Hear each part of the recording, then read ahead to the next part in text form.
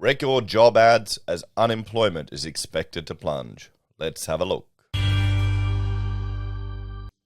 Hello everyone, Florian.heise here and welcome to another episode of HeiseSays.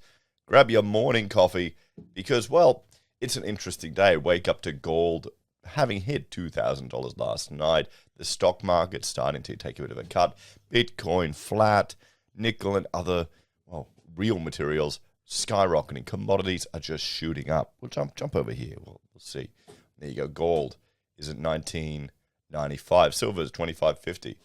Copper's at $4.73. Soybeans are up. Wheat is up. Coal is up. Steel is up. Everything is up.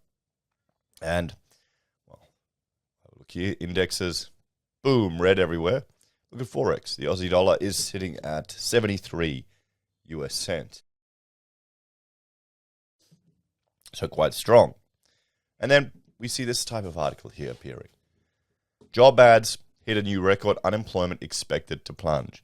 Now we're seeing all of this concern overseas with the economy, particularly with the Russian conflict. And what does that mean for Australia? Well, it could be, once again, like the GFC, we're getting saved. We are the lucky country. There's going to be increased demand for our natural resources. And hopefully the dollar appreciating in value against the US will offset some of the additional cost of living that we'll have to be burdened with due to, well, rising consumer costs and goods, although it's going pretty insane. You're going to see over $2 petrol. It's kind of sad. So, and that will flow through to everything else. So let's have a look.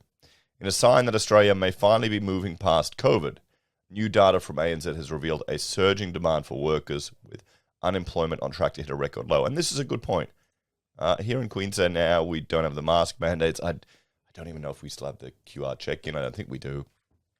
So you can go out and about and you don't need to worry about anything, really. I think there's a few venues where they still require, they discriminate based on vaccine status. I haven't been paying that much attention because I'm not really worried about it. The cough that I have now isn't COVID, guys. I've checked.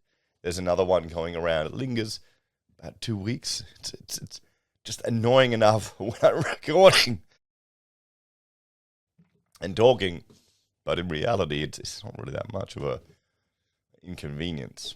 Only for YouTubers, I guess. So, let's have a look back at this. Because I think this is a sign. How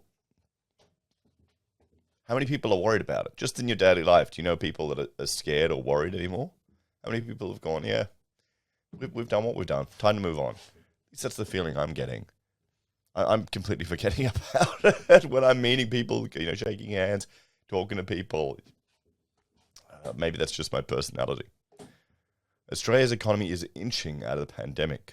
Demand for workers has hit a 14-year high, and unemployment is expected to dip to record lows not seen since the 70s by the end of the year.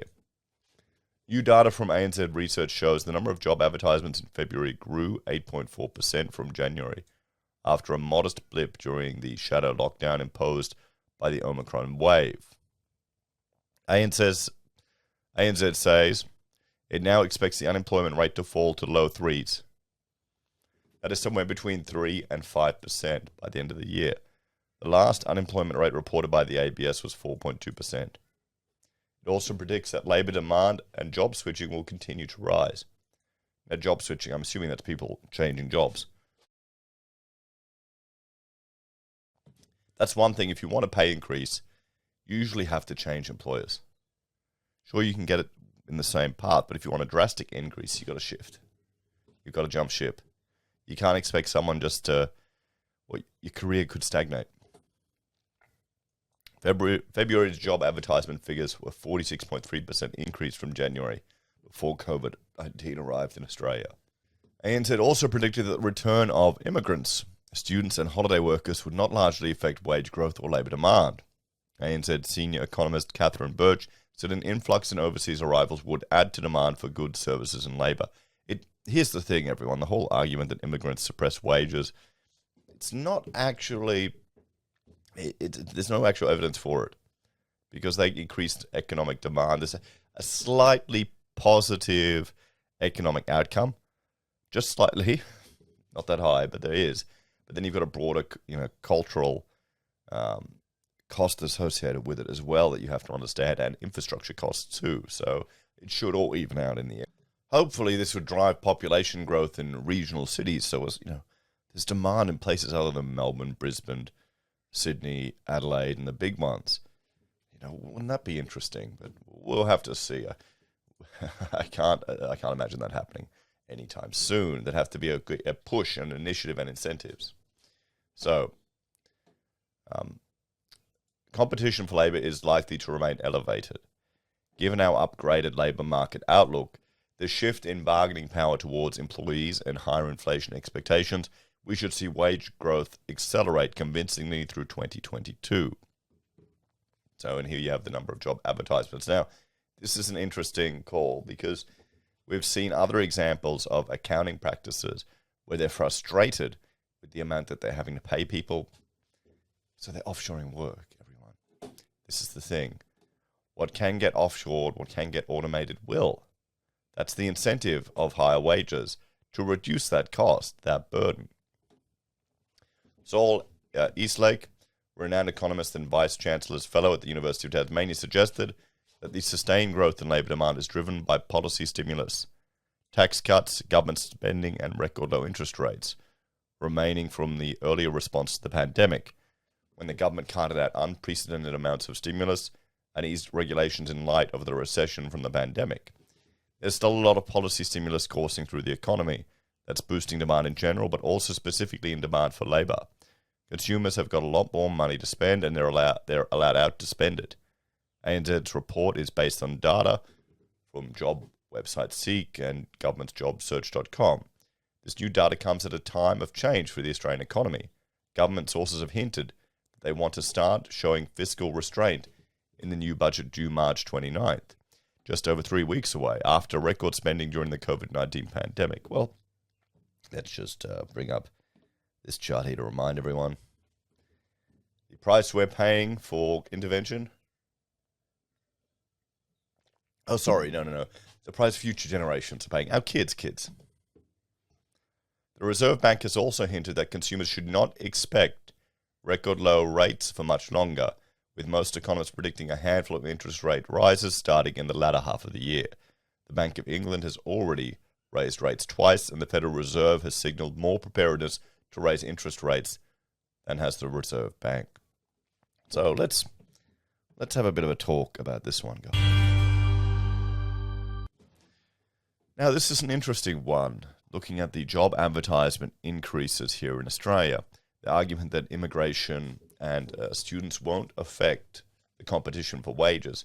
I guess it, frankly, depends on your skill base and where you're sitting in the cultural hierarchy or class division here in Australia.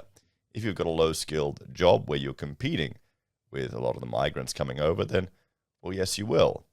But also, many of the migrants have got high-skilled jobs in in-demand industries, so there's added competition there.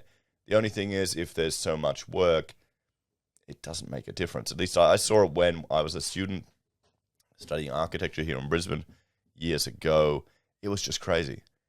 As a student studying, you would be working and earning more than a graduate would be in the past because there was just such a high demand for those skills. But here's the other thing to consider. We're now at a time when you're not just competing with people in your local labour market. Due to technology and work from home and more acceptance of that coming out of COVID, you're now competing on a global scale. So you're competing with labour all over the world. So that's something to consider too. The cost of living in other countries may mean that a wage here that's barely enough to keep going, you can live like a king. And I've seen that in the comments of viewers who've sold up or just rented out their property here and moved to Thailand to retire and living a comfortable life. Maybe that's the solution to this. Really embrace the idea that people are global citizens, so you've got more freedom to move around. What do you reckon? Do you think this will be good times for the economy, or will it just exacerbate the class divide that we've got here in Australia? I think it'll be the latter, but that's always the case, guys. That's always the case. And that's the challenge. You've got to frankly just get to a point where your skill base is worth more than the competition. That's difficult sometimes and harder for some people to see. But also, we're at a time where that opportunities to do that are much greater than they've ever been before. Let me know your take on this one in the comments down below. Thank you for watching. Like, share, and subscribe to the channel. If you want to support us, these are the ways you can. And I'm going to point you towards this video about accounting firms offshoring work. Take care, guys.